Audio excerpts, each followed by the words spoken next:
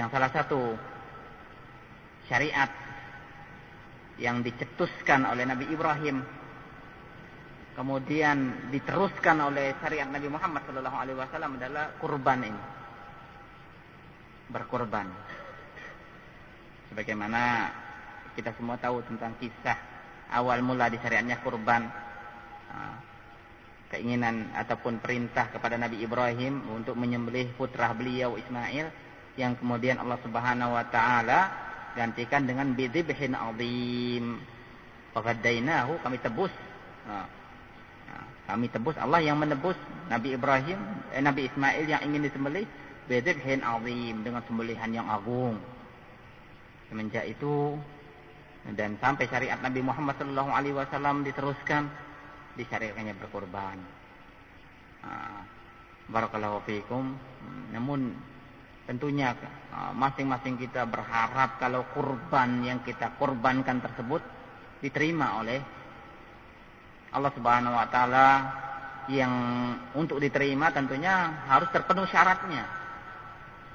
Terpenuhi syaratnya. Syarat yang pokok ikhlas dan mutaba'ah. Nah ini ikhlas, berkorban ikhlas. La yanallaha luhumuha wala dima'uha walaki yanaluhu taqwa minkum. Tidaklah sampai ke Allah darah dan dagingnya, walakin yang sampai kepada Allah sampai kepada Allah adalah ketakwaan daripada kalian. Yang diterima oleh Allah Subhanahu wa taala adalah ketakwaan daripada kalian. Barakallahu fiikum. Maka penting untuk hari-hari ini yang punya keinginan untuk berkorban, untuk mulai mengkaji kembali pelajaran-pelajaran ataupun ilmu-ilmu yang pernah dia pelajari tentang hukum-hukum kurban ini, untuk dimurojaah kembali, diulang-ulang kembali. Karena berulang, namun karena jarang, karena sifatnya adalah tahunan, kelupaan. Lain hanya misalnya sholat yang tiap harinya 5 kali sehari semalam. Ini kurban terkadang terluputkan. Syarat-syaratnya yang dikurbankan tersebut memang hewan-hewan yang layak untuk dikurban. Yang jelas hewan ternak berupa, kalau yang ada di kita sapi dan kambing. Kalau di negeri yang punya onta. Namun tidak cukup dengan itu, harus sudah mencapai umurnya. Umurnya kalau sapi adalah minimalnya 2 tahun. Ini minimal 2 tahun ke atas. 2 tahun ke atas. Kalau kambing, di kita kambing ada 2 jenis. Ini beda-beda.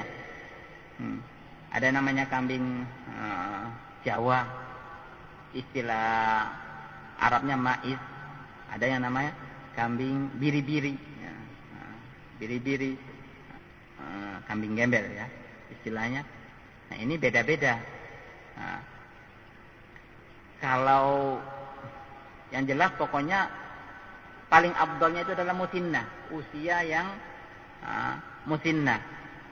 Dikatakan baik dua-duanya, baik yang maiz dan gembel ini yang setahun ke atas. Setahun ke atas.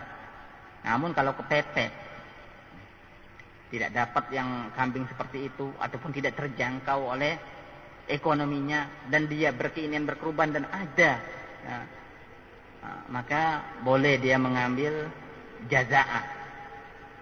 Namun dari jenis kambing gembel tadi yang usianya 6 bulan ke atas. 6 bulan ke atas. Nah ini sudah kepepet ini. Enggak disyaratkan harus laki-laki.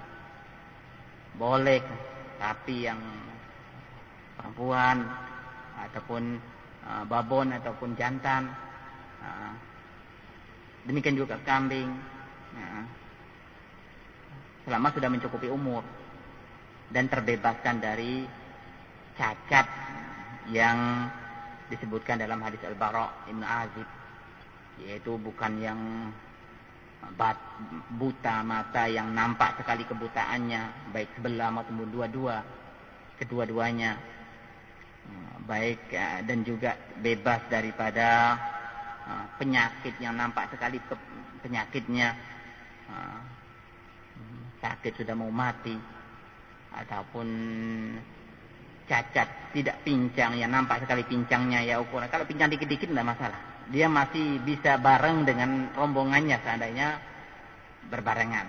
Namun pincang yang parah, kalau berombongan paling terakhir dia dan tertinggal, yang nampak sekali kepincangannya, dan tidak yang kurus, yang istilahnya dalam bahasa Arab yang tidak ada lagi sumsum di dalam tulangnya.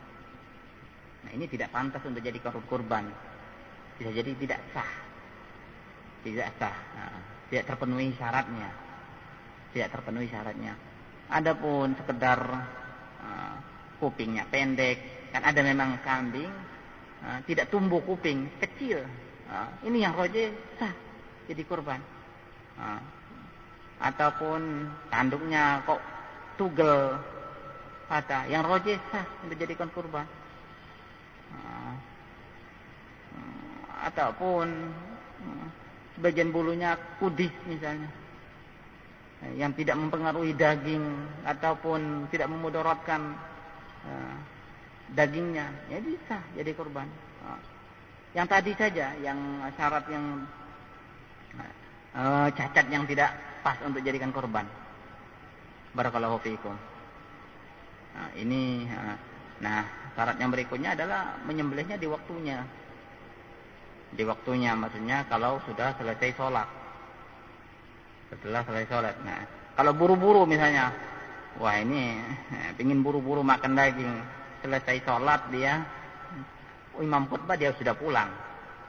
Ya, sah-sah saja. Namun dia meninggalkan keutamaan mendengar khutbah. Mendengar khutbah. Karena sebagian para ulama ada yang mensyaratkan kalau imamnya sudah menyembelih. Ya, kalau imamnya nyembelih. Nah, imamnya libur tahun ini, yang lainnya ya tetap menyembelih. Jadi kan juga misalnya dia terburu-buru ingin segera menyembelih,